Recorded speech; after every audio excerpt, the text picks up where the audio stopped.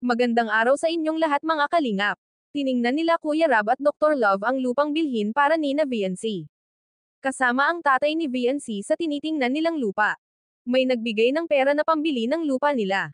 Nasa tabi ng daan ang napili nilang lupa. Nagpasalamat ang tatay ni VNC sa tumulong at nagbigay ng pera. Binayaran nila ang may-ari ng lupa at tinanggap din nila ang deed of sale sa lupa.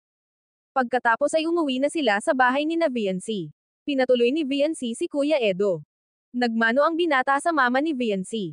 Kumuha ng tubig si VNC at ibinigay ito ni Kuya Edo. Maraming alaala ang nangyari sa lumang bahay nila VNC na mamiss niya ang lugar kung lilipat na sila mula rito. Nakikitira lang sila sa lugar sa kadalukuyan. Hindi na pinuntahan ni Kuya Edo ang isang event na dinaluhan ni VNC. Kung nanunood ang binata siguro daw ginalingan masyado ng dalaga ang performance niya. Sana naniwala na ang dalaga sa kanya dahil ginawa niya ito para sa dalaga. Iba daw si VNC sa ibang mga babae. Wala naman daw siyang pagkakaiba sa babaeng makilala ni Kuya Edo. Maaalahanan si VNC at ang swerte ni Kuya Edo sa kanya. Halos lahat ng katangian na hinanap ng mga lalaki ay nasa dalaga na. Kung sakali lang naman bigyan siya ng kunting chance.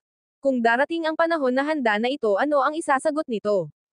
Gusto ni Kuya Edo na tumingin sa kanyang mata si VNC kasi kahit saan ito tumitingin.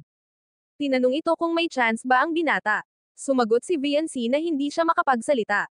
Palaging mabanggit ni VNC ang salitang pambihira pag nahirapan na itong sumagot sa tanong ni Kuya Edo. Nagpasalamat si VNC dahil malaki ang nagawa ng lalaki sa buhay niya. Naitanong din niya kung gaano kaimportante siya sa dalaga. Sobrang importante sa kanya si Kuya Edo at huwag na itong i-compare sa iba. Sinabi ni Kuya Edo na si VNC ay walang katulad. Anong time na balak ni VNC magpaligaw? Natawa ang dalaga at napainom ito ng tubig. Nabigla siya sa tanong ni Kuya Edo. Kaya bang maghintay ng binata sa tamang panahon?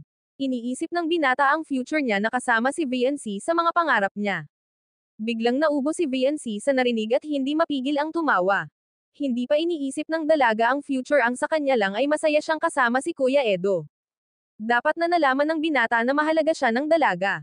Maghintay lang si Kuya Edo at nagulat siya nang sabihin ng dalaga na wala naman siyang oras na ibinigay kung hanggang kailan ito maghintay sa kanya. Pag-isipan raw mabuti ni Kuya Edo ang sinasabi dahil madali lang ma-fall in love ang mga babae. Madali lang masaktan ang puso ng babae pag hindi totoo ang sinasabi ng mga lalaki.